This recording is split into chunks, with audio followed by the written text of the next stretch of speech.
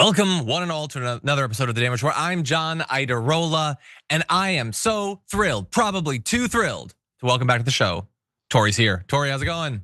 It's going really well, and you shouldn't be too thrilled. You can only get more thrilled. I need a lot of validation.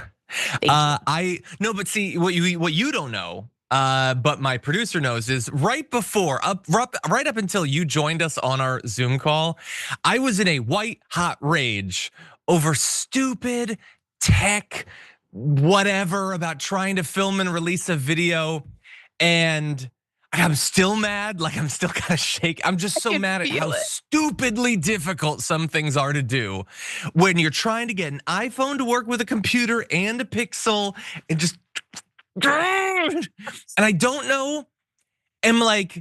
Am I right that like these companies could make their stuff way more compatible and they're just choosing not to because they don't want you to ever buy a product from any other thing? Or am I an old man who can't figure out how to do stuff on a phone, and all the Gen Z would be like, oh, you just do blah, blah, blah, blah, blah, blah. I don't know. John, but I'm trying not to be mad. You're both an old man and you're frustrated. And Mercury's in retrograde, my love. We just have to take a deep breath, and that's what it is. That's probably what it is. I was so mad that I seriously considered just starting off the show eating Pop-Tarts live on air to make myself feel better. I'm good. I'm not gonna do it. I'm gonna do it in the break like an adult. But anyway, I am glad to have you here. I'm disappointed that you put your pillows back to what they previously did. So nobody on the podcast knows what we're talking about, but that third letter was a different letter. We didn't know if we should do that. That's what we thought. But anyway, yeah, the news is just rough. People are saying that watching too much Miss Rachel turned my brain to mush. No, watching Miss Rachel, that taught me everything I need to know about kids. But anyway, very glad to have you here. Can I ask you a question? Do you eat your Pop-Tarts raw? Because I do, and I'm not ashamed. Raw, I like to saute them for a few minutes with white wine. No, yes, I've eaten 99% of my Pop-Tarts raw. When I have put them in the toaster or something, it is a rare treat. I don't think it's necessary. You agree? I completely agree. Okay. I've never heated them up, so I just totally agree. It's cool, but like, it's not necessary. I am not a fancy person. No. I probably don't need to explain that to the audience. I'm eating Pop-Tarts, but I am not a fancy person. Anyway, okay, well, with that said, we do have a lot that we're gonna be talking about. It is gonna blow the minds of regular viewers and listeners of the podcast, but we will be starting with this individual, Jeffrey Epstein, I think is his name. What's his name? Yeah. I just discovered this story. It was reported in local news, and we're gonna be talking about some of the most recent developments, including that Joe Rogan not getting on the Trump train on this cover up. So that's fun. We've got him on our side on this issue, at least. Jon Stewart having a little bit of fun with the story on last night's Daily Show. And we have a lot more to talk about on the show besides just Epstein, though. Obviously, there was this tragic shooting in Manhattan. We'll be talking about that. Some interesting studies on guns that I think people should have in mind when considering what maybe we could do to make these sorts of shootings less likely. And you know what? We're gonna conclude the show with Nancy Mace, who performatively sucks and also just sucks. But she both sucks and she wants you to know how much she sucks. So we'll be doing that, and that'll be a lot of fun. With that said, you ready to jump into this thing? I can't wait. And to be honest, I co-sign Nancy Mace sucks. I completely co-sign. We've got a second, okay? And with that, we can jump into this thing. So, it took a couple of weeks, but JD Vance has finally cobbled together talking points that he feels comfortable addressing Donald Trump and the Epstein thing on. He has, of course, been very quiet about the entire thing, and some think he might be backing off because he doesn't want the stink of this thing to stick to him. He just wants to go to battle, I should say, with his own unique stink, a mix of probably too much cologne and old couch. But he was speaking at an event where the topic came up, and here he is. He's figured out who to blame on this. The president has been very clear. We're not shielding anything. The president has directed the attorney general to release all credible information and, frankly, to go and find additional credible information related to the Jeffrey Epstein case. He's been incredibly transparent about that stuff, but some of that stuff takes time. You've got to assemble that stuff. You've got to compile that stuff. You've got to redact some victims' names so that you protect the victims. But the president has been very clear. He wants full transparency. For 4 years under Joe Biden's Department of Justice, the media didn't give a damn about the Epstein files or about the Epstein case.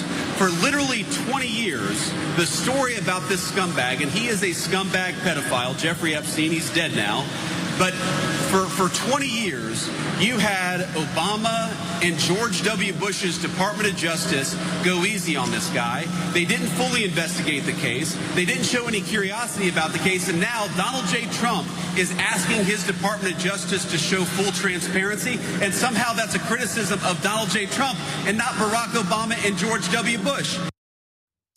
No, actually, that's not a criticism of Donald Trump. It can't be, because you just made that up. The idea that you would come out of the last couple of weeks and be like, Donald Trump is a warrior for transparency. All he wants is to get to the bottom of this. Go all of the way to hell, JD Vance. Spoiler alert, he will.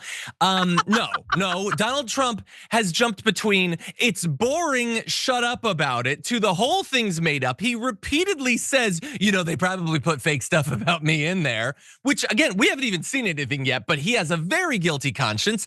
Pam Bondi closed the case. Okay, it was done. If we had not been pushing for this, nothing would be going on right now. There would not be any interview with Ghislaine Maxwell or whatever, because Donald Trump found out that he was in the files. Then Pam Bondi closed it down. That was supposed to be literally case closed on this.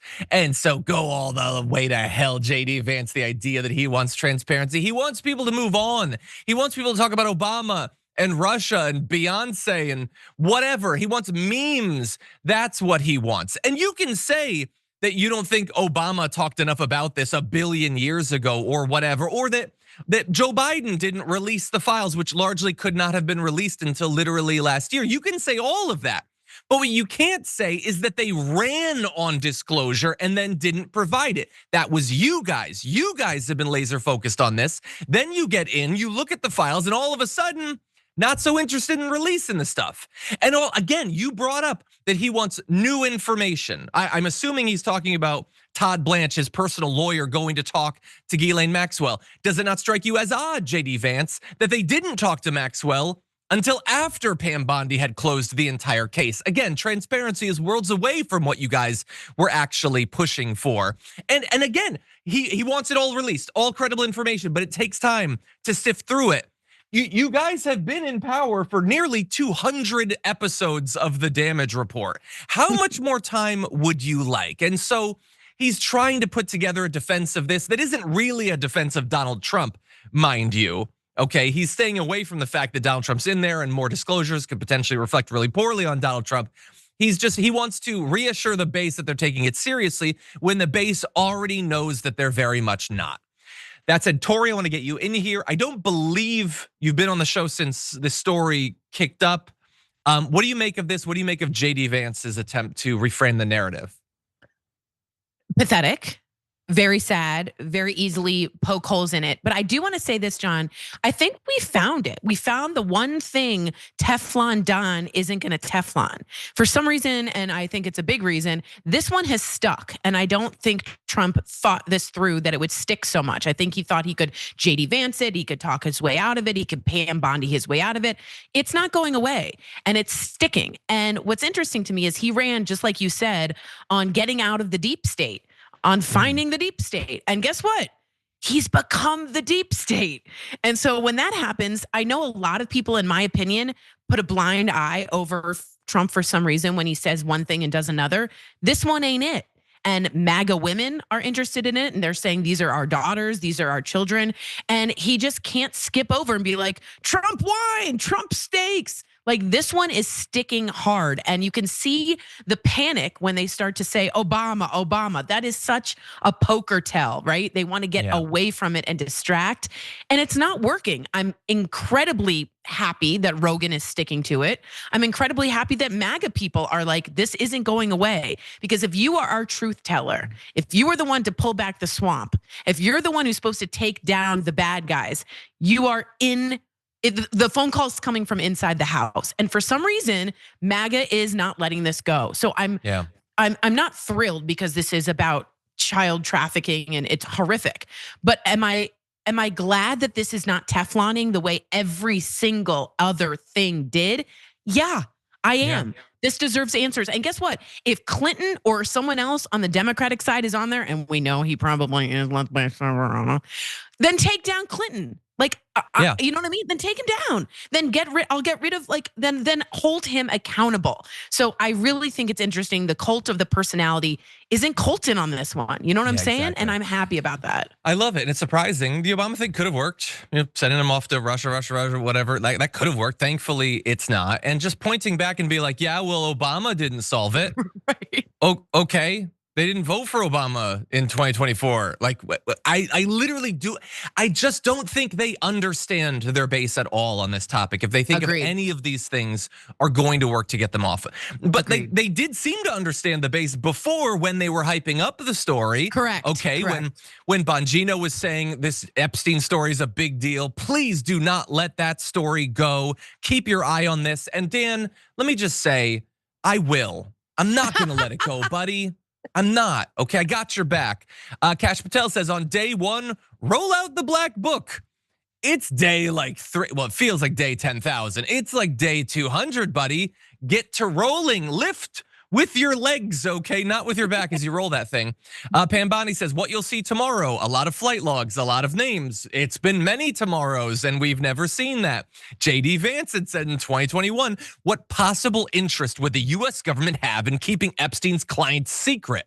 I think was him 4 years ahead of time realizing, the interest would be if Donald Trump was in it and he didn't want you to see the details. I guess that would be the interest. And then he goes on to say, if you're a journalist and you're not asking questions about this case, you should be ashamed of yourself. What purpose do you even serve? And let me just say to JD Vance, I hear you, buddy, and I'm gonna ask those questions because I wanna serve a purpose to journalism. Thank you, Dan Bongino and JD Vance, for reminding me of what my job is supposed to be. I'm gonna do that job, buddies. Amen, John, amen. You're doing it well. You look good. Thank you. You look good doing it. Thank you. I appreciate that. Well, we're trying to have some fun here. We're not the only ones. Jon Stewart was having some fun last night on The Daily Show at Donald Trump's expense. He's off on this trip in Scotland, but the Epstein story has followed him there. And in particular, it's this topic of why did Donald Trump cut off ties with Jeffrey Epstein after nearly 2 decades of bromance? And so Trump had said that Epstein did something that was inappropriate. And that's where Jon Stewart steps in and says, you see, Donald Trump recognized there that Epstein had finally crossed a line. Now, if it were me, obviously giving this explanation in front of reporters, I probably would have stopped there. But the issue is that Donald Trump didn't stop there. He described what it is that Epstein did that was so inappropriate. And I've actually been very curious about this, because we've been told by the spokespeople of Donald Trump that he tossed him out of the club because he was a creep, okay? And so it doesn't matter if Donald Trump partied with him for literally decades. It doesn't matter that all these crazy, creepy things that they've done and the letters and the pictures with the pubic hair and all that. It doesn't matter. He threw him out for being a creep. So now Donald Trump tells us what he cut off ties for. And it's because he poached people that were working for Trump. Wait staff or something. That's literally Donald Trump in this trip to Scotland said that. And that's not a good reason, but like, okay, so you'll give a pass to all the creepy stuff and he likes young women even more than me. That's all cool, but not like they took the barista that you really liked or something. I don't know, you had a mixologist that you really trusted and they poached that guy. That's not a good reason. No. And Stewart also went after Trump for another moment that went viral, and I think understandably so. Take a look. I never went to the island, and Bill Clinton went there supposedly 28 times. I never went to the island, but Larry Summers, I hear, went there. He was the head of Harvard. and many other people that are very big people. Nobody ever talks about them. I never had the privilege of going to his island, and I did turn it down, but a lot of people in Palm Beach were invited to his island. In one of my very good moments, I turned it down. I didn't want to go to his island. He didn't want to go to his island. He's still friends with him at this point, but he'll be friends with him or whatever, but he doesn't want to go to the island. Why? What was it that you knew about that island that made you not want to go to that island? Because you're pitching it as this is a good moment for you. It's not just a random occurrence that you didn't go. There's significance to it. You're telling us that. And we know now with hindsight what would be significant that you wouldn't want to go for. He's implying that he knew that creepy, potentially illegal stuff was happening there. That's not good, man. And so Stewart had some fun with him, but Tory, I want to give you a chance to jump in on that because the privilege. Yeah. I mean, that's. We know that right wingers generally don't like throwing around the term privilege. It makes them very uncomfortable. I think this might be even worse. What do you think?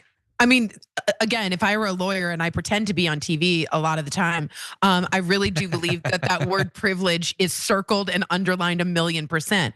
I don't think any person with a moral conscience could think the Epstein Island would be a privilege to go to. I think that's a bizarre tell. And a lot of, if you listen to Trump's vocabulary, he tells a lot in it.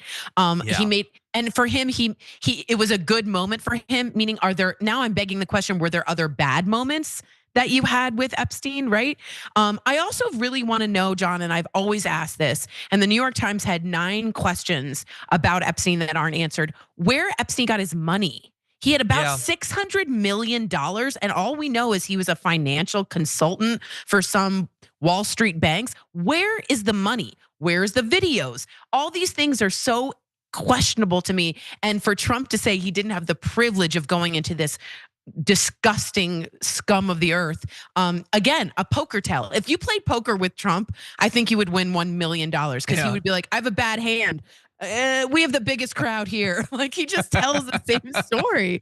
So again, that word privilege sticks out like a sore thumb and really tells the story. But again, you're right. It does say to me, Trump knew what was going on, the implications of it, and stayed away. That tells me something nefarious was going on, and he's giving away a lot in these statements. So keep being discerning and listening because he's kind of giving himself away.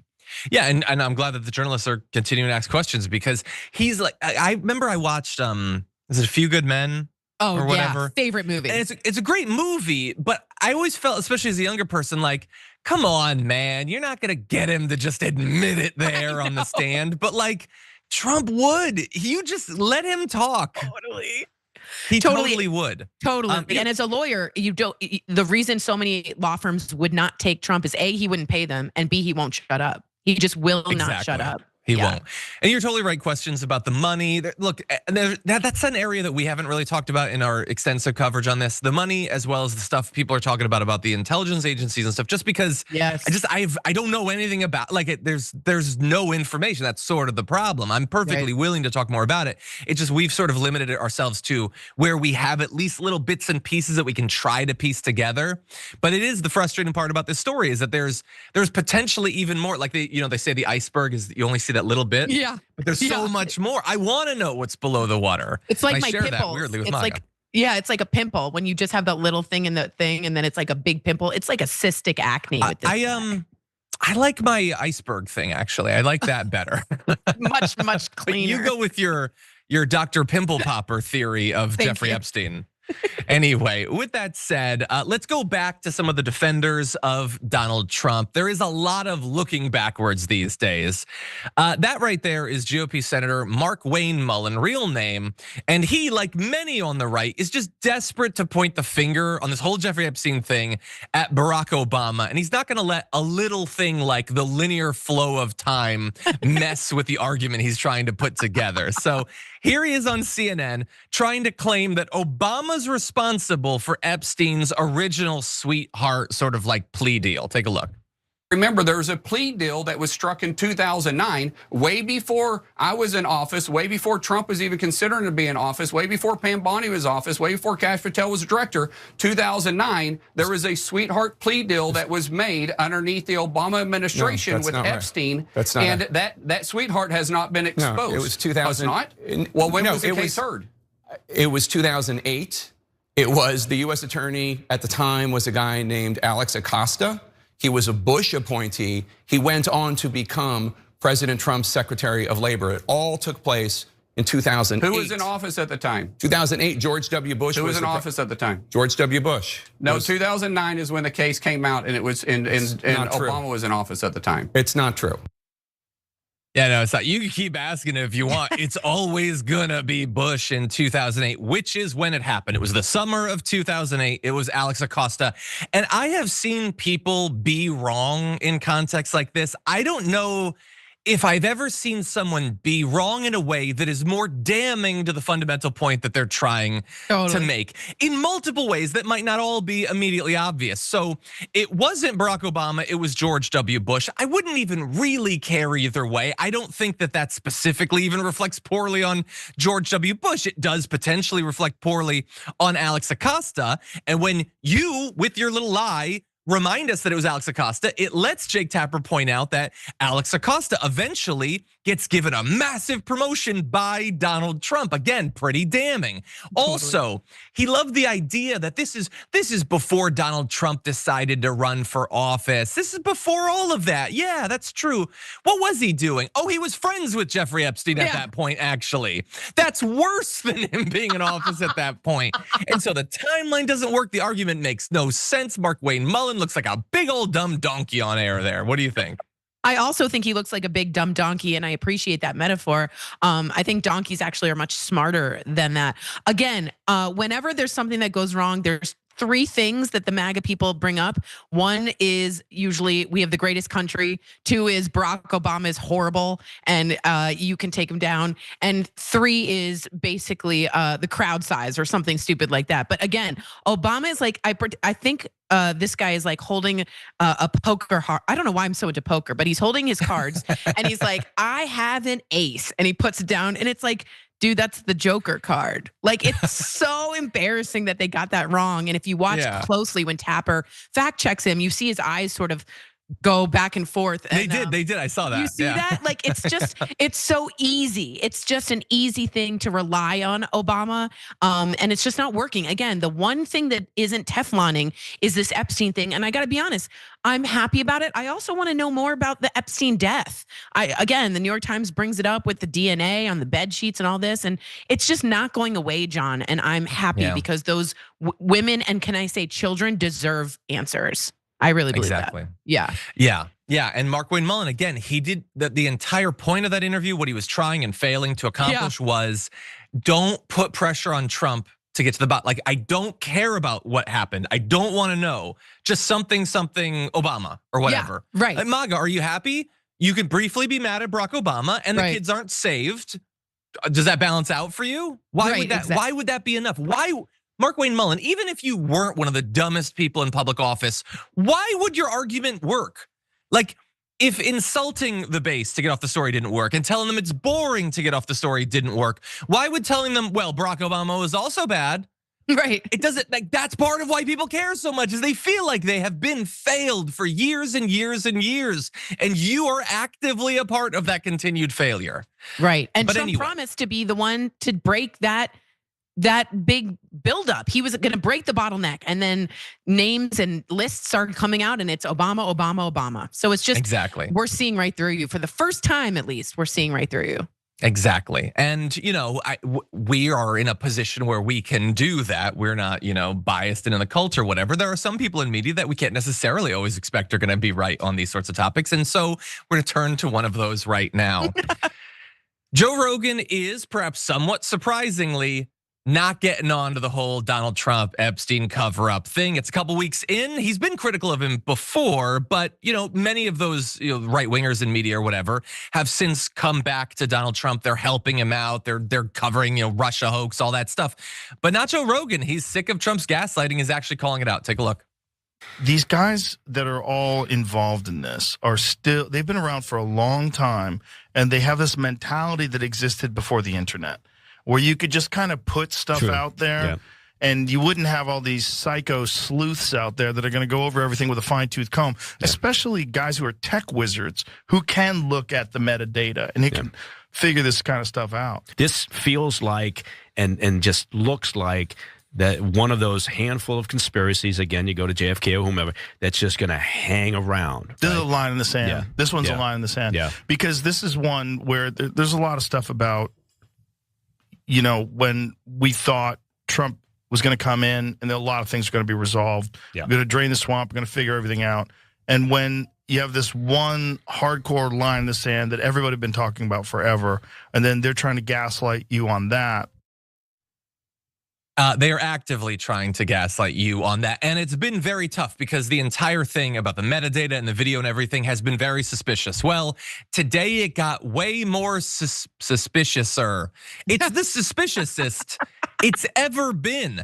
Now we're gonna give you that update. Reminder, keep in your mind what Pam Bondi said about the tape when they put out the raw tape that was anything but raw. The video was not conclusive, but the evidence prior to it was showing he committed suicide. And what was on that? There was a minute that was off the counter. And what we learned from the Bureau of Prisons is every night they redo that video. So every night the video is reset, and every night should have the same minute missing. So we're looking for that video to release that as well, to show that a minute is missing every night. And that's it on Epstein. Again, that's it. You said, hopefully. So she went looking to show that every video is missing the minute. You'll notice no update on that after literally weeks. Importantly, there is an update though, just not from her. No, every video does not miss 1 minute, and it wasn't 1 minute. It was 2 minutes and 53 seconds. And there's a source in the government, CBS News, to their credit, considering they bowed down to Donald Trump with the Paramount thing and all that. They have a source in the government saying that there's a copy of that video that has all of it in there. It was not necessarily missing. It's there. They chose to stitch together two different parts that they then ran slightly fast for some reason, as we'll get to. They chose to do that, but the actual video is there. And they are not releasing it. And I don't know if when Joe Rogan said what he said in the video, he was aware of that. But when he does, I mean, that's just gonna be gasoline on the fire, because Rogan has been really focusing on the video. I think a lot of people have, because it feels just so classic cover up. Totally. It's like the last minutes of Contact or whatever. It's like there's 4 hours of static, and it's like, oh my God, that's mind blowing. And so I feel like Jodie Foster. I often do, but I especially feel like Jodie Foster now. What do you think?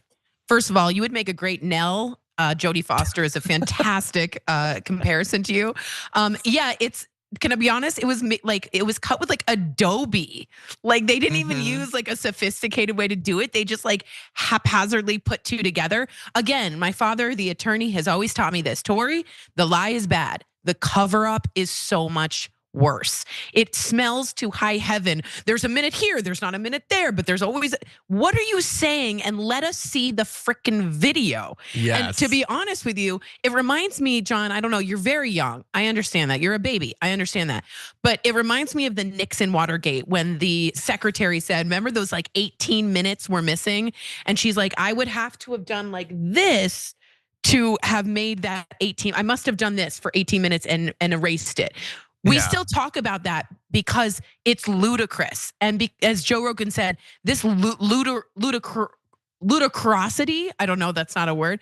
It will continue because these missing minutes of back and forth, you're making this smell so much fishier to us. You are giving us nothing but more incentive to find out the answers. So this missing minute only adds to us wanting more. So it just keeps getting worse, the cover up and cover up. Again, I just don't believe, and I'm saying it wholeheartedly, that he committed suicide. I have a very hard time with this, and you're making it a lot easier for me to believe that with all these missing minutes and the Adobe and the, it's just, it doesn't add up, and it smells to high heaven of like the Seattle fish market in the middle of summer.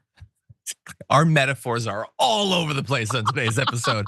And they're mostly, I really feel bad for the brunch crowd listening to this podcast, but so sorry.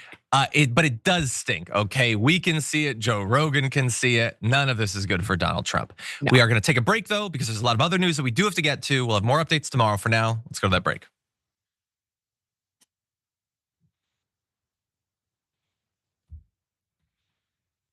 Okay, everybody, let's see what's going on out there.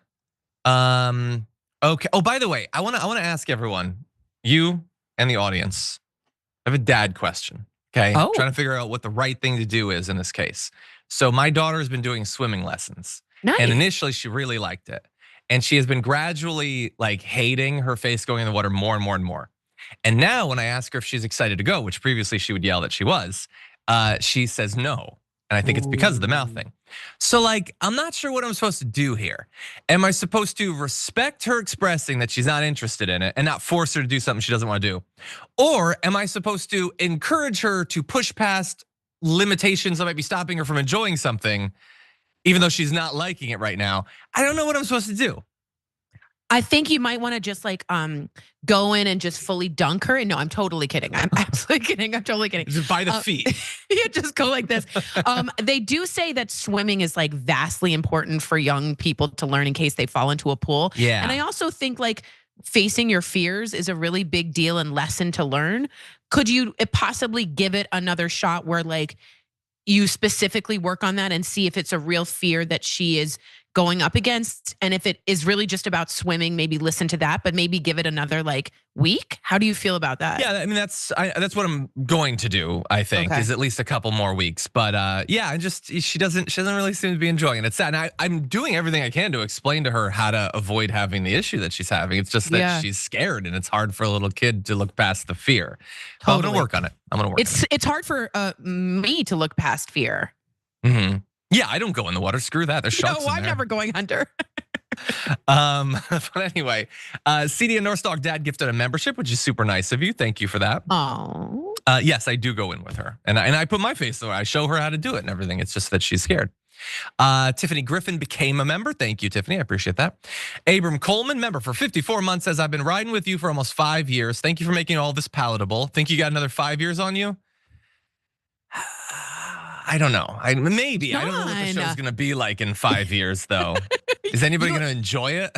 You are our flag bearer. You need to stay here. Without you, we feel uncomfortable. Thank you, sir. Thank you for your service. No, thank you for being here too. Absolutely. Look, if AOC gets elected, probably, I don't know. If it's like Tucker Carlson or something, then we're out. I'm done. I don't want to. Yeah, we're out. I'm good. We're out. At some point, everybody. Even Cassie and Andor a couple times in the middle there was like, I'm not doing this anymore. Come on. I'm not better than Diego Luna. No. Anyway. But if Rogan stays, you need to stay. We need the bastion. We need that, Okay, that's a straight. It makes sense. It makes sense. Okay, let's see. S-Bass Alien says in a super chat, Virginia Jeffrey was staff at Mar-a-Lago when she met Epstein. Trump didn't get mad that staff were recruited. He got mad that staff were taken to the island and it would be linked to him. I can't say for sure exactly what the truth. It's entirely possible that that's what it is, but I can't say for sure. But thank you. Stab Dragon says in super chat, Rogan does not get a pass, tar and feather him. I'm not saying you need to like all of a sudden think that he's awesome. I don't. I mean, generally, I'm largely utterly disinterested in his position on almost anything because I consider him, after years and years of talking about politics on a daily basis, to be shockingly ignorant of the world and how things work and everything. But he is influential. And so if he's leading people, even every once in a while in the right direction, I'm going to try to encourage that. And then I'm going to go back to not paying attention to what he says. Way to go. So that'll be that. Anyway, more news coming up. Don't go anywhere. We got serious stuff coming up after this.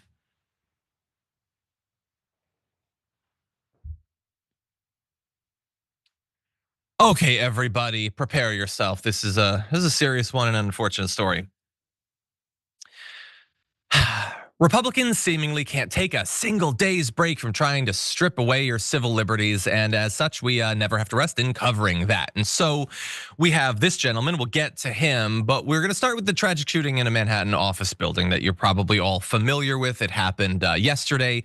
5 lives ended up being lost, an NYPD officer, 3 other innocent people. Another person was shot, but thankfully, at least as of right now, has survived, and the shooter themselves. Now, Senator John Kennedy jumps in and take a look at what he has to say, and then figure out for yourself what his deepest concern is as this mass shooting happens. There'll be the inevitable call by some of my colleagues for more gun control laws. We've got hundreds of gun control laws, Sean. We don't need more gun control. We need more idiot control. And I don't know exactly how to do that. The other thing that frankly, New York's going to have to face is the issue of whether we should bring back more aggressive stop and frisk. They got to get something out of this after all. I don't understand why we have to choose though, gun control and idiot control. And I know that he's not sure how to get started, but you could resign. That would be helpful, I think, Senator Kennedy. And so look, everything he said was stupid. He's putting on the fake accent, which it really doesn't have, and he's playing up. Dude's an Ivy League educated person who pretends that he's Foghorn Leghorn on TV or whatever. But this, what he did is what every Republican does when people are being shot: rush to the media to defend the guns. There's nothing more important. I mean, we'd love to get stop and frisk too, like about all those were great times, man. But the most important thing is everybody should have a gun, okay? Everybody at all times should have a gun. That's what he's concerned about. And so I don't think stop and frisk would necessarily saves it. I don't think that that's actually the answer. I don't think, more importantly, that he cares about what the answer is. It's about the narrative. It's about defending guns.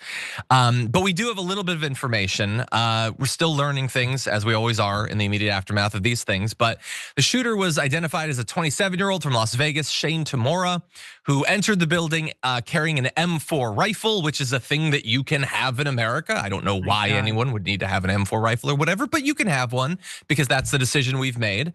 And then in the building began, obviously, the spree that took so many lives. Mayor Adams said at the briefing, the suspect had killed 3 males, 1 female, and a 4th man was seriously injured, fighting for his life in critical condition. Adams said the shooter was trying to target the NFL office, but mistakenly went up the wrong elevator bank. And by the way, one of those who's killed, and I just point this out because some of the reactions to this were viciously xenophobic and racist. New York City police officer Didarul Islam was, I believe, a 26-year-old immigrant from Bangladesh who gave his life trying to defend people in this case, in a city where they've been targeted constantly for the fact that they have migrants there. My God, you guys are committing suicide by letting these people in. Meanwhile, they're laying down their lives in defense of the people living there. And it appears that this individual, Tamora, had a history of mental illness. There was a note found on the body. He had some sort of grievance against the NFL over a claim that he suffered from CTE, chronic traumatic encephalopathy, which can only be diagnosed after someone has died. He played high school football in California nearly 2 decades ago, but he never played in the NFL. So the entire thing, at least as of right now, doesn't really make any sense. CTE is a thing. The NFL has had scandals involving it. I don't see what possible inclusion this guy could have in that. But you're not going to be surprised to find out that the person obviously had mental issues. And so, Tory, I've thrown a lot out there. What do you make of this very serious story? I also just want to give a quick update. Dave Portnoy, who you can have your own opinions about it, is matching donations for Back the Blue because unfortunately that police officer, as you said, John, left behind, I believe, 2 kids and an 8-month pregnant wife at the time. Devastating. She was extremely pregnant, and I give my heart and I just, a lot of thoughts about that officer. I do want to say that stop and frisk, just on a side note, was seen as extremely unconstitutional and racist and racial profiling in a lot of ways. So bringing that back up offers another whole can of worms. But I guess this is what I'll have to say. And this might sound harsh, but I don't really care. People like John Kennedy need to die out, and they need to leave, and they need to get out of Congress. And what I call the school shooting generation needs to come in. I think that guns and that conversation from that generation is useless. And I just put my hands in my ears and I say, you don't know what you're talking about. You're gonna do thoughts and prayers, and you're gonna do this and save the guns over and over again. And I say this bipartisan, I hope we get a younger generation that has actually faced gun violence like this to understand what it means. We will have the same conversations over and over again. And if aliens were looking down on us, we look like absolute idiots. And we look like we look insane. Yeah, I have very little to say because my patience has worn thin with this thoughts and prayers and protect the guns. I'm at my wit's end. I want these people out. And again, I want the younger generation to come in and express how they feel.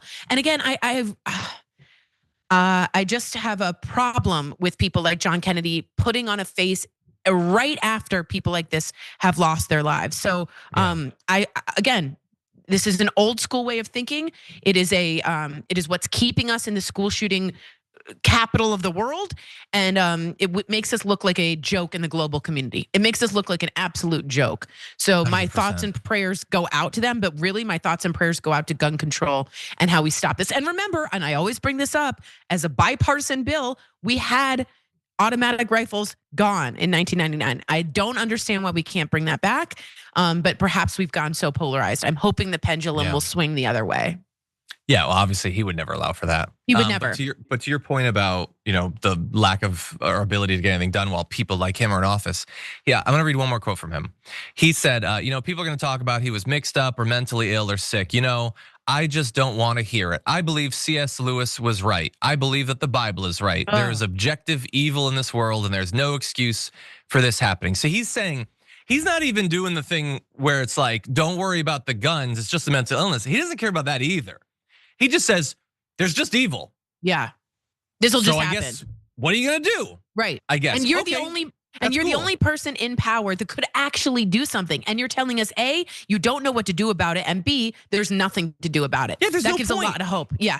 So you're the only one. Let's get him the hell out of that office, because he's admitting that he's not even going to try to solve the problem at this point. Exactly. Can we put someone in who maybe isn't just gonna point at the Bible and be like, yeah, I guess I got a half day today? Yeah. No, I think we could actually do something. Again, is there only objective evil in America? Because it seems like there's less of this crime in other countries. Why would it be that we're the ones with all of the objective evil? And that's a great point. No evil over in France, I guess. You don't see this much of it. Japan, they got no evil. Less evil. They must have exported or something. I don't know. But anyway, we're gonna jump into just a little bit more from him, and then talk a little bit more about what's actually going on with guns, what people think about it. Let's jump into this. Folks, I believe that love is the answer, but you ought to own a handgun just in case. He's an elected official. He's a senator, and his just in case mentality that yeah, sure, love, but I'm weirdly vigorously stroking this gun. That's the real way that you save yourself. That's how you keep yourself safe. You keep the people around you safe. And you have heard that your whole life a million times over. If only everybody was packing all the time, you'd be totally safe, because if anybody ever committed a crime, everybody would just whip out their gun and start shooting. And clearly that is a recipe for safety. Well, it turns out that's actually not the case in a couple different ways. The first way has to do with stand your ground. So they made these laws where if you got this gun, somebody's messing with you or whatever, you don't have to retreat, just use it. I mean, you bought the thing, you might as well use it. It turns out, shockingly, that these sorts of laws have led to a lot of additional deaths, 700 additional deaths each year, increasing the number of gun deaths nationally by 8 to 11%. And so that's hundreds of additional people that died that wouldn't have otherwise died. You didn't actually in those situations need the gun to keep yourself safe. All it did was make the other person far less safe. Justifiable homicide, one of the ways that they sort of rhetorically play around with this thing. Those rates increased by 55% in states with those laws. So when you put those laws in, you see more of this justifiable homicide, okay? And in those states, you can keep that up for another second, the shootings of black victims by white shooters are 4 times as likely to be deemed justified than they would be if the roles were reversed. So in addition to just far more death happening, it is wildly manipulated by the racism inherent in the system. And so you're seeing a lot of that too. And I just want to let everybody know that this narrative from people like Kennedy, from the gun manufacturers, from the NRA, which are basically all the same thing, that we'll all be safer if we just all had guns. People don't actually buy that, including gun owners. And so concealed handguns, there was a study, create a climate of fear. That the gun industry itself has done research into this. They know that people don't feel safer when those around them have guns, but they continue to lie to you. And polls have been done, including of gun owners, that show this. So overall, 57% of the public, this is non-gun owners, say they feel less safe with more people having concealed guns. 28% of gun owners themselves feel less safe. 27% feel it has no impact whatsoever. So even among gun owners, the majority think it either does nothing to make people feel safer or in fact makes them feel less safe. So this is just marketing. That's all it is. And the video that we showed you, that's not like Ruger putting out an ad or something. That's a US senator effectively telling everyone, go out there and buy more of the product that my donor produces. That's all it is. And sure, a bunch more people will probably die as a result of it, but I'll get more donations. They'll make more money. That is the dark blood sacrifice effectively that he's making right there. Apologies for going on. What do you think, Tori? First of all, I just wish that this segment would go viral, and it will, because it's an amazing show, The Damage Report. But I just have to say that this study is like, you know how they say eggs cause cholesterol and people stop having eggs, and then they're like, eggs are good and people start eating eggs. It's like, I wish guns were the same level of, we find out that more guns make us less safe. Therefore, the rational thing to do is to create some more regulations around guns. And yet, for some reason, the gun happy America of stroking it in that weird sexual way that he was doing continues to just get false advertising. It's a lot like the opiates. Big pharma, take an opiate, feel better. They don't tell you that that'll get you hooked and getting more and more, and you'll feel worse and you'll feel worse. It's a bizarre lie that the NRA has built a huge lobby around and continues to push. And again, I hate to sound like a broken record, John, but it's gonna take younger people who push this study in Congress. It's gonna take those with putting this up and understanding it. And again, I bring up Uvalde a lot. If their guns save people, what happened in Uvalde? What happened when we have trained officials standing outside and we get more crossfire? We all know the studies. With more guns cause more bullets, cause more death. And yet we still manage to listen to lies and lies and lies from creepy old men who stroke their guns and have a bizarre relationship, not to their constituents, but to those who give them money from the NRA. Yeah. So guns, I hope, will be the next issue. If I have a Democratic president, excuse me, I want a gun czar, so that advertisements like this and studies like this can go out to the general public. Will it change a gazillion minds? Maybe not. But will it change some and they will give up their guns? I hope so. I hope so. So I just hope this study gets pushed, because it is the realism of having guns. And I hope it saves lives. I hope so too. Yeah. We're gonna take our second break. More to talk about after this.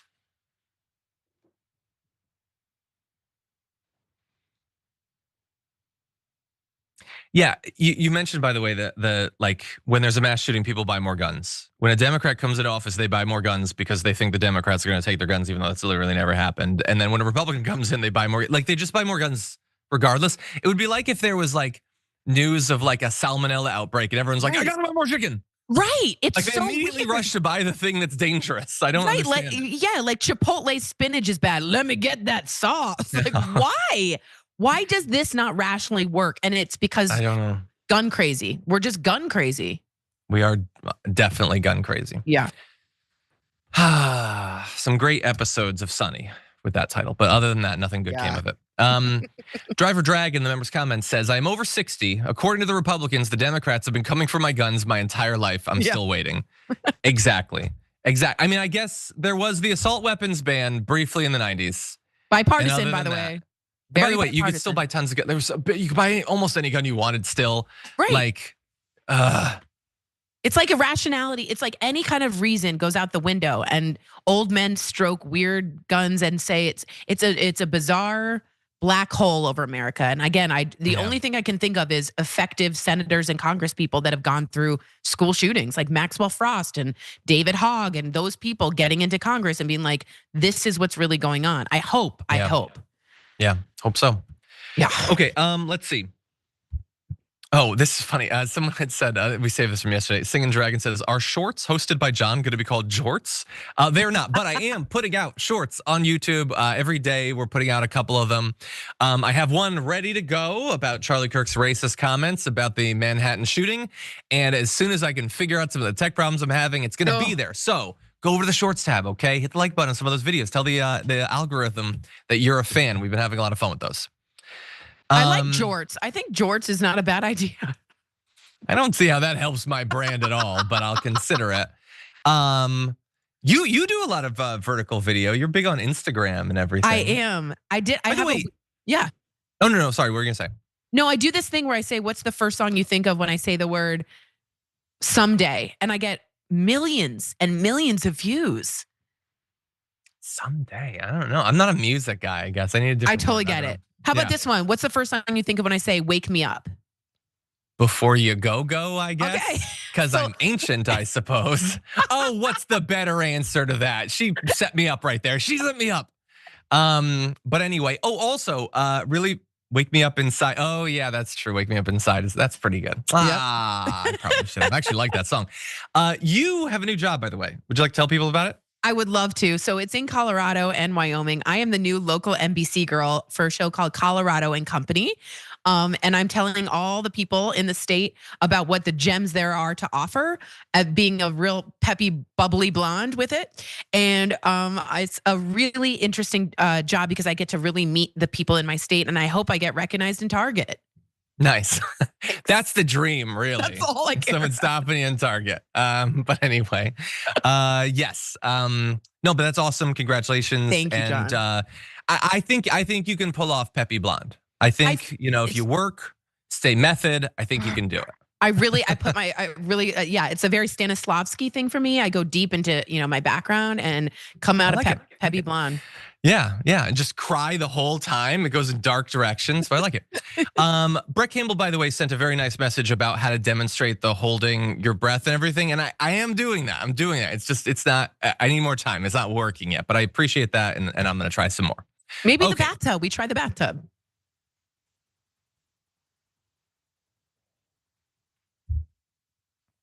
Okay, everybody, we got just a couple more stories. We're going to fit it in. Let's start with this. One of my favorite things to watch on YouTube these days are the court hearings where illegals are in court and ICE shows up to drag them out of court and deport them. I can think of nothing more American today than keeping our streets safer by getting those violent criminals out of the United States of America, and we all have Donald J. Trump to thank for it. Yeah, when they bust into those court hearings and drag the people away who are complying with the system and everything. Oh wait, don't we pretend that once they're in the country, they don't show up to those hearings? I guess that kind of undercuts it, but I really want people to know that I'm terrible. What am I supposed to say? I hate immigrants more than everybody else. Please support me for that reason and that reason alone.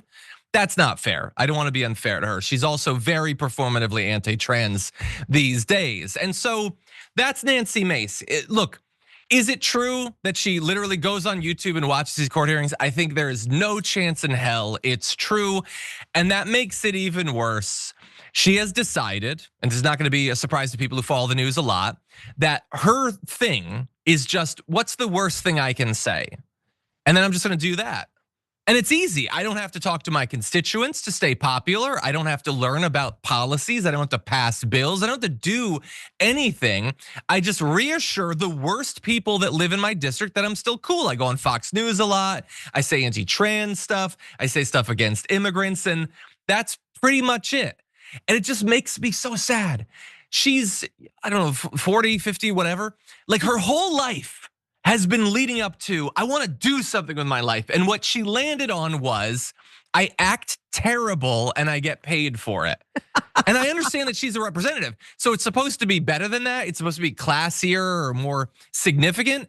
She's just Logan Paul. That's literally all she is at this point. Just say a terrible thing and people click on your video. Brava, Nancy Mace. You're doing amazing work with yourself. What do you think, Tori? First of all, what if she did this and was like, I am Logan Paul? I wouldn't be surprised, honestly. Me neither. I have followed Nancy Mace since I thought she and Trump would actually be running. She would be the running mate. I thought he would like Trump. Mace, it looks strong. She's pretty. She went to the Citadel. She has everything. So in my mind, I know these type of women, and they want the man to like them. In my mind, Nancy Mace lives every single day and breathes in all the air she can that she wants Trump to say, I like her. That's all she cares about. And if you took a big bowl, okay, and you mixed all the Trump from 2016 to 2024, and you put in the emboldened racism and you put in all the horrible things, you come out with one ugly, soulless human being named Nancy Mace. All she does is try and follow his lead, just like you said, be as terrible as possible, not lead with any kind of actual bills, not lead with any kind of actual thoughts of her own. She just gurgles up disgustingness and is in the same Stephen Miller, I want to be provocateur. Remember, she wore the big A. All she wants is attention.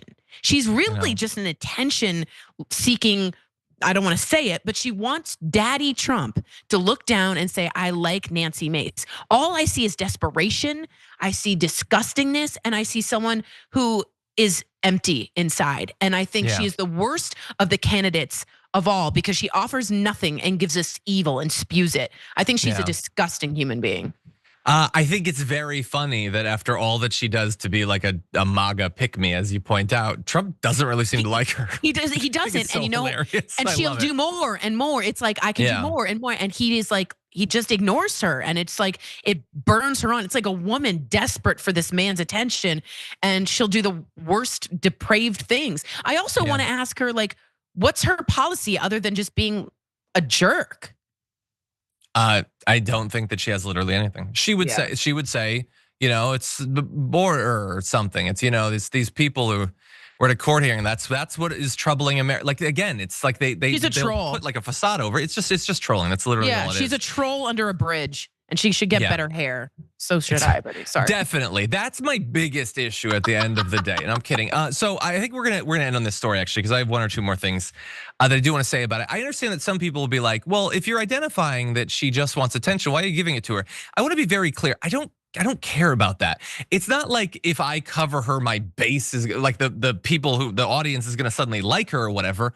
No, but there's something that we can learn from this. Okay, that we are plagued by these people and we need to get rid of them. And by the way, sometimes it's easier to identify it when it's on the right, but there are Democrats theoretically that in an election will, you know, posture as if they're gonna be awesome or whatever, but they never really meant it and they never really did the work. We need to be on the watch for that as well. And also, I think that hopefully someday just mass public shame will be a thing again, and then we can just pour it all over her. Because like, does anybody think, I don't know if her parents are still alive, but if they are, does anybody think that like her parents are proud of her? Totally. Her family members, her own employees hate her guts. Exactly. Don't you think she hates herself? Like, do you think she's proud? Yes, I think so.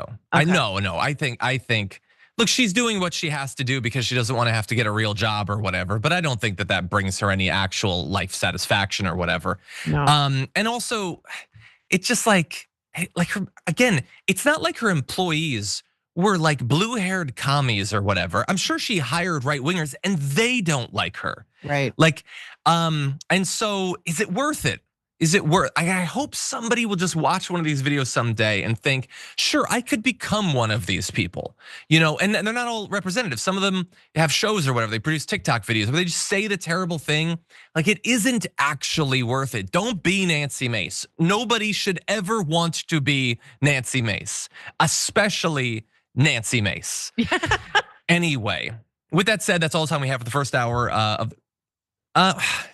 We have a minute. Okay, we can fit in just a little bit more. I do want to just briefly let people know that as she is demonizing those migrants and pushing for them to be sent to the new network of concentration camps that's being built up all over the country, the conditions there are absolutely devastating, and they're effectively places where the law no longer holds any sway. Right. And so at Alligator Alcatraz, the one that they're the most excited about, detainees have been barred from meeting attorneys. They're being held without any charges. Federal immigration courts have canceled bond hearings. And so she would say that while she's, you know, binge watching human suffering or whatever, it's fundamentally about returning America to be a place of law. That's not at all what they're doing, okay? They're shipping people to legal black holes with no justification whatsoever, hoping that they get consumed by lizards or whatever, and then shipping them literally wherever in the country. And so we've talked a lot about the conditions. We will talk more. I just wanted to fill in a little bit of those details. Yeah. That said, we are unfortunately out of time for the hour. We do have a lot more to talk about in the aftermath though. So for those of you watching live, don't go anywhere. Tory and I will be back after this.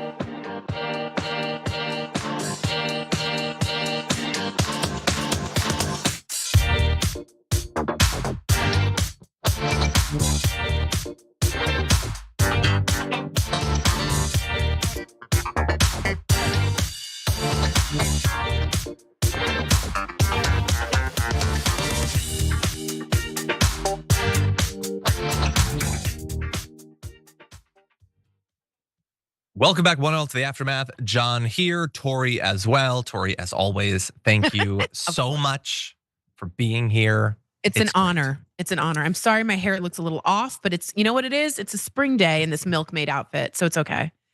Milkmaid outfit. I don't think anyone thought that your hair looked off. I think a lot of people are saying like, John, when are you gonna get your hair cut? Because it's all over the place. And I don't know. I'm a young kid. It's not up to me when I get my hair cut. We'll see. We'll see. I take her on errands in the afternoon. The idea that I could get her to sit still while I had my haircut is not a possibility. So I haven't even tried. Anyway, with that said, though, why don't we make fun of some bad people? That'll be fun. Why don't we do that? Starting with this one. My job as your representative, as a congresswoman, is not to make sure that you are healthy and safe in every aspect of your life. You know, if so, I'd probably send you a Peloton and a gym membership, and then make sure you're buckling your seatbelt every time you get in a car. Maybe I prevent you from even being in the car. But my job is to keep you free. I don't think that is like your actual job necessarily. And if it were, you're doing a terrible job. I get the narrative of the Republican Party is that they care about freedom, but you guys strip away rights all the time. You're a woman. Your rights are being stripped away more than anyone else. How do you not understand that? Or why are you pretending not to? But forget about the freedom thing. It's not your job to care about their health. I feel like that's part of the job of a representative. Insofar as legislation bears on people's health, it feels like that's kind of your lane. And it is convenient that Lauren Boebert would be pretending that she has nothing to do with your health after she voted with the rest of the Republicans for Trump's spending bill that stripped Medicaid away from literally millions of people, including, by the way, 200,000 Coloradans are gonna lose Medicaid. And so for her to like be so casual and blasé about the life or likely death of her constituents is strange, especially coming off the fact that she apparently loves her new constituents so much that she had to flee her prior district to go there because she cared about those people, right? It wasn't like a cynical power grab or anything. She really cares about these people, just not their health and their safety. None of that stuff. She doesn't care about that. So she makes quips about Pelotons or whatever. I think that sucks, but I thought this might hit a little bit more close to home for you. What do you make of it? Yeah, first of all, I'm in Colorado, and bizarrely, I care more about Coloradans' health than the representative. Boebert represents to me like what's a condiment I don't really like? Like the horseradish. First of all, as a Jew, I really do like horseradish, but I will say it's like it's the worst batch of of candidates that we have. These people include the Herschel Walkers, the jokes, the low bars, and for some reason, Boebert got in. Now she only won by a very few amount of votes, and then you're right, she moved districts to try and get more. But I ask my fellow Coloradans, why? When we have heard her say that she's not interested in your health, do we continue to vote for someone to represent us? That is by far the basis of a good representative. And John, I gotta be honest, I think she thinks that's right. Like, I'm not sure she knows what due process is. I'm not sure she knows what her job is. I think she's just dumb, a vapor, and a low earthworm of a human being. And I am embarrassed for Colorado to have continued. I'm looking for anyone. It could be a chair, a stool, a window pane that could take her place, and they would care more about the health. So again, in this day and age in which more people are dying of obesity and of opiates and of all these things, and in Colorado, what we care about is not your health is the worst running slogan I've ever heard. I'm waiting for her to get ousted and to go vape in another Broadway show and then lie about it. Yeah, maybe the Peloton could do a better job of representing. It's a little elitist. I don't know. People like populist furniture to serve as their representatives. Totally. Just like one dumbbell. Just like, that's basically what we have with Lauren Boebert is one dumbbell. A sweatband, but dumbbell works too. Yeah, that's all she is. I really did have hope that she would not get reelected, and she did. And as you said, it was fairly close. I try not to be too hard on people because I know that a lot of people, like, we can't expect that everybody's gonna spend hours watching political shows and podcasts and following the news and everything. Like, that's why name recognition is so big. You're a Republican, You're like, I don't know. I've heard of Boebert. Maybe Totally. she was already my representative. I guess we'll elect her again. Because if I expect too much, then I'll be left in a position where I'm like, do you guys not have any self-respect? She obviously doesn't care about the district. She obviously didn't care about the last one. She literally fled her home because she thought she'd have a better chance. It was just about power. And the thing is, like, maybe you'd be willing to overlook that for somebody who was really clever or a good messenger or great with legislation, has a history as like an organizer, an activist. She doesn't have any of that. She has nothing. She's not particularly good at any of this stuff. No. And they knew her name. She's on the news or whatever. And so they put her back in. It's like, I'm not saying, it just makes me depressed about the prospect for democracy. I agree. That you can deliver so little, then screw over your constituents and still be sent back. That's why kind of depressing. That's why she's the horseradish. Again, I'm speaking up for horseradish here on gefilte fish. But again, the lowest of the low bars, and we're still voting her in. What are we doing here, guys? And what does that say about our future? No offense to the cuisine or anything, but I don't want horseradish. And you adding fish into the mix doesn't make me like the horseradish more. Maybe like Nutella, you could combine it with them. There might have something, but anyway. And as we close, I just want to let you know that she is facing a challenger. Tricia Calvaresi of Colorado responded to that video going around of Lauren Boebert to say, hard disagree. Think the largest federal rollback of health insurance in history is sick, coming from someone who enjoys the best possible healthcare in the country, courtesy of the US taxpayers. You can't make up for collapsing rural hospitals with your Pelotons. Freedom also means where you live doesn't determine if you live. That's why we need care on the Eastern Plains and why I'm running. And obviously it's gonna be very hard. It's a red district. That's why Lauren Boebert fled to it. But that's what you should expect from your representative, not whatever. I don't care if you live or die. It's not my job, right? It's not my job. Yeah, right. Yeah, exactly. But we're not a people that really has any expectations for representatives. I'm not even saying like expectations for legislation, but even just in the messaging or whatever. Like she immediately went to Peloton. I know. Like you don't you get, you guys are supposed to be pretending to be like populist or whatever. Like I can't afford a Peloton. You think like every random person in Colorado is gonna be like, yeah, that's funny. I spend $2,000 on my exercise equipment. Totally. No, like that is just a representation of how, this girl, she used to just have a gun on her hip and food on a tray that'll give you diarrhea. But now she's a Peloton girl. She's moved up in the world. Okay. She's elevated herself. Yeah, right. Exactly. Seriously. Yeah, she's not authentic anymore.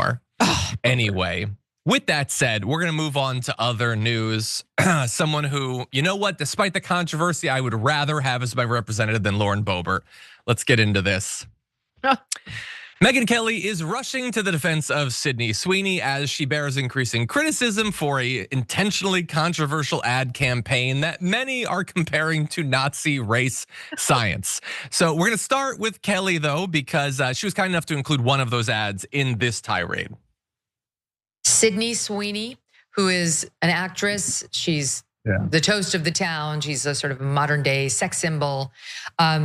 She's being called a white supremacist by people who don't like her latest ad, which is for American Eagle, and she's advertising jeans, and yet the lunatics on the left think she's advertising white supremacy. Here is one of the new ads in the new ad campaign, SOT 20. You see what I did there, right? Genes are passed down from parents to offspring, often determining traits like hair color, personality, and even eye color. My jeans are blue. Sydney Sweeney has her jeans. Okay, this is obviously a reference to her body and not to her skin color. It's actually a reference to the jeans. If you're going with the literal thing, she was referencing the jeans. Did you pay attention to the video that you just ran, Megyn Kelly? You're supposed to be pretending to care about this stuff. But anyway, look, if people are saying immediately that she's a white supremacist, that's probably going too far. But also, this is like a sort of race science or whatever thing. Like that is what they're invoking. It's purposeful. It's meant to be controversial. And Megyn Kelly, you can be on one side of it, but you can't pretend that they're not doing a thing with it. That's the explicit purpose of the ads. But that said, we're gonna discuss first, let's get a little bit more of Megyn Kelly. They're upset because it's about who gets to be the face of America's best genes, Genes. You see, they think it's no accident that they've chosen a white, thin woman, because you're, I guess, not allowed to celebrate those things in any way, shape, or form. But they're completely ignoring the reference to, again, her body, which is the thing she's famous for. No, again, you are intentionally missing everything about the criticism, which I'm not saying I agree with all of the criticism or whatever, but they're saying, no, it's the invoking the idea of your offspring getting good genes as opposed to presumably bad genes. That's what they're talking about. And I love how she crafts an entire narrative that she finds more interesting. Right. Wherein she says they're mad because they chose a pretty white girl, which is not what people are saying. And also, she's a very popular actress. Why are you pretending that people don't like her? They do like her. They're criticizing the words in the ad, not her. Anybody saying that would be facing the criticism because it's about the ad. And then once she convinces herself that the issue is that people chose Sydney Sweeney, then because I guess you're not allowed to like skinny white women or whatever. Again, that's not what people are saying. And also, are you implying that it's been out of fashion for a long time to like skinny white girls or whatever? I'm pretty sure that's still a thing that people like, but Megyn Kelly just has to dwell in this fantasy land of her own creation that nobody will admit that they find Sydney Sweeney attractive. What are you talking about? That's literally every conversation about Sydney Sweeney.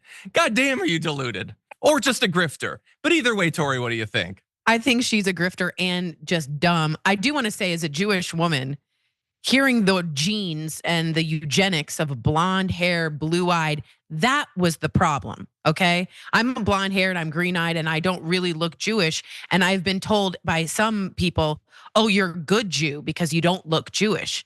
And this has just been in my mind all my life. Remember, Hitler thought there was a lower race of people, right? And so when American Eagle touches on eugenics and a superior race, I don't love being sidelined with Nazism to promote your genes. Yeah. I think that's a fair thing to say.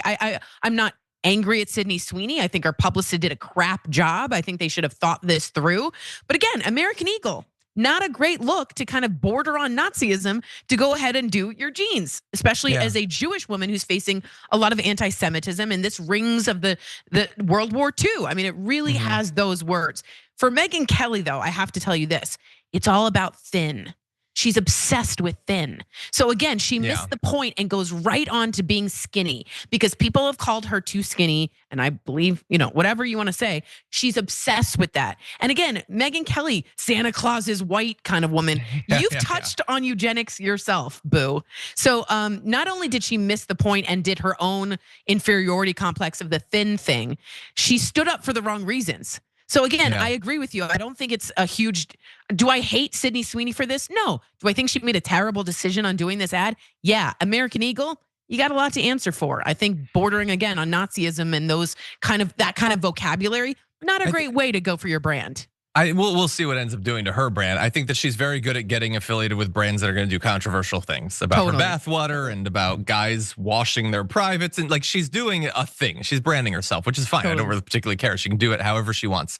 But I just want to end on Megyn Kelly saying this is about being mad about who gets to be the face of American. That's explicitly not what people are complaining about. Do you think that if it was a heavier white girl saying the jeans thing, they'd be cool with? No, they're telling you what their problem is, and you're insisting it's something else. And also, who gets to be the face of the best jeans in America? I'm not like a fashion expert, but I don't think everybody agrees that American Eagle is the best jeans in America. I'm pretty sure there's an argument to be had there, Megyn Kelly. Are you trying to get brought on to be one of their ads? John, I was like, she's just mad she's not on it, and she's the thin white woman. That's exactly what I thought.